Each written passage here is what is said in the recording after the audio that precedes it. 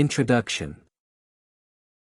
In 1971, Philip Zimbardo conducted an infamous study, and he called it the Stanford Prison Experiment.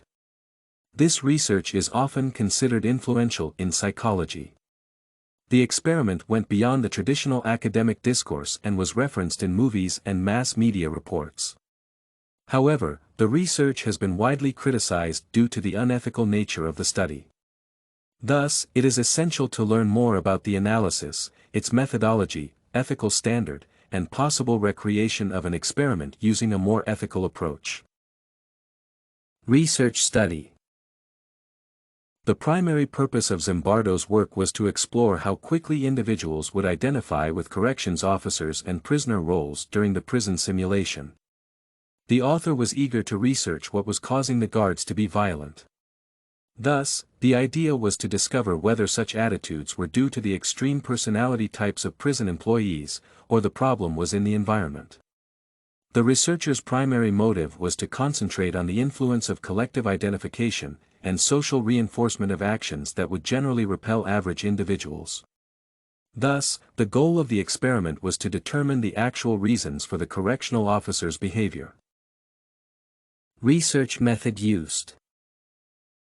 To research the positions individuals perform in jail settings, Zimbardo used a social psychology experiment method. He transformed the basement of the Stanford University building into a jail simulation.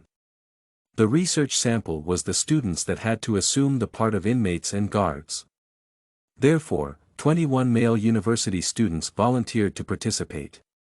These students were later randomly divided into two groups, and the main goal was to keep the experimental prison environment similar to the actual one.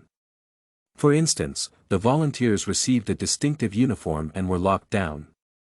Whereas guards were also given appropriate clothing, handcuffs, and sunglasses, so eye contact between the two groups became impossible. Overall, Zimbardo divided volunteers between guards and inmates and observed them within an incredibly realistic prison environment. Ethical standards. The results of the research were extremely alarming, as prisoners started to act violently to the point where the inmates were in possible physical and psychological danger. Therefore, the results proved that individuals are highly influenced by social roles. Such severe consequences sparked criticism regarding the study's ethics. Primarily because participants were not provided with enough information, so they could not give informed consent. Moreover, the researcher failed to minimize the risk of harm to the individuals that participated, which is an essential ethical principle of scientific experiments.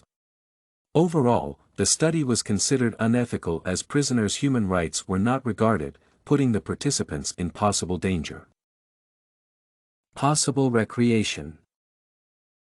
One of the reasons the experiment was unethical was that it did not provide enough protection to the prisoners while putting them in real danger.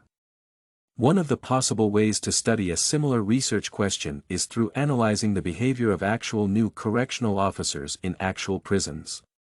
As the correctional officers have little experience with jail, the methodology would be similar to the Stanford Prison Experiment. The difference would be that the inmates would not be under direct threat as it was the most vulnerable group of the experiment. Therefore, to avoid the ethical issues of the Stanford Prison Experiment, it would be better to limit the analysis to a real prison instead of imposing violence on random volunteers. Conclusion. In conclusion, the Stanford Prison Experiment is one of the most famous modern psychological experiments. Despite its fame, it has been highly criticized, and the researcher had to end the tests early. The Stanford Prison Experiment's main goal was to explore the reasons behind the violence of correctional officers and see if it was a result of their personalities or the prison environment. The researcher used the methodology to put strangers in prison and allowed them to be violent. The experiment ended badly, as the methods were unethical and harmed the participants. Lastly, the only possible way to recreate the experiment ethically would be to exclude volunteers from participation and to use real prisons. This and many other essays are available at studycorgi.com.